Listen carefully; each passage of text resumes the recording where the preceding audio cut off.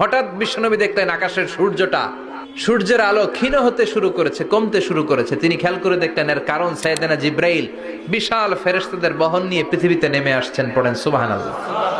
এসে বললেন, ইয়া রাসূলুল্লাহ, আমি 1,40,000 ফেরেশতা নিয়ে নেমে এসেছি। আপনি কি জানেন না, ঠিক একটু আগে মদিনাতে আপনার এক প্রিয় সাহাবা, তার নাম হচ্ছে মুআবিয়া ইবনে মুআবিয়া আল মুজানি, একটু আগে শেষ নিঃশ্বাস ত্যাগ করেছে।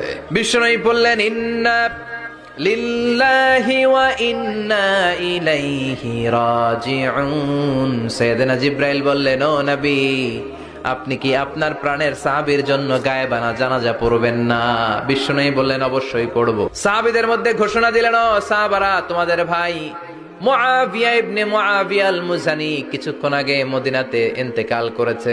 সবাই বাইরে বের হয়ে আসো, এই মাত্র আমরা এই মুহূর্তে আমরা গায়েবানা জানাজা পড়ব। বিশ্বনবী প্রথম কাতারে দাঁড়ালেন, হাজার হাজার সাহাবারা লাইন ধরে দাঁড়ালো।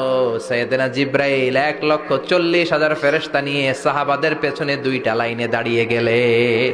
প্রথম লাইনে 70,000, দ্বিতীয় লাইনে আরো 70,000, 1,40,000 ফেরেশতাদের বহর। আর সাহাবারা মিলে আল্লাহু আকবার বলে গায়েবানা জানাজা শুরু করলেন। নামাজ শেষ। বিশ্বনবী তো অবাক, ঘটনা কি? কোন সাহাবীর গায়েবানা জানাজায় তো ফেরেশতা নামে না আকাশের উপর থেকে। বিশ্বনবী জিজ্ঞেস করলেন, জিব্রাইল, কোন সাহাবীর গায়েবানা জানাজায় তোমরা আকাশ থেকে এত ফেরেশতার বহর নিয়ে নামো নাই? কি এমন আমল করেছে আমার মুআবিয়া? কি এমন ভালো গুণ ছিল, ভালো আমল ছিল, যার কারণে আরশের উপরে তার এত সম্মান? সাইয়েদনা জিব্রাইল বললেন, নবী, তেমন কোনো বড় আমল নয়, ছোট্ট একটা আমল, কিন্তু আমলটারে ভালোবেসেছে কে? আপনার এই প্রিয় সাহাবী হাঁটতে বসতে চলতে ফিরিতে সব সময় পড়তো, কুল হুয়াল্লাহু আহাদ আল্লাহুস সামাদ লাম ইয়ালিদ ওয়া লাম ইউলাদ ওয়া লাম ইয়াকুল লাহু কুফুয়ান আহাদ। পড়েন আল্লাহু আকবার।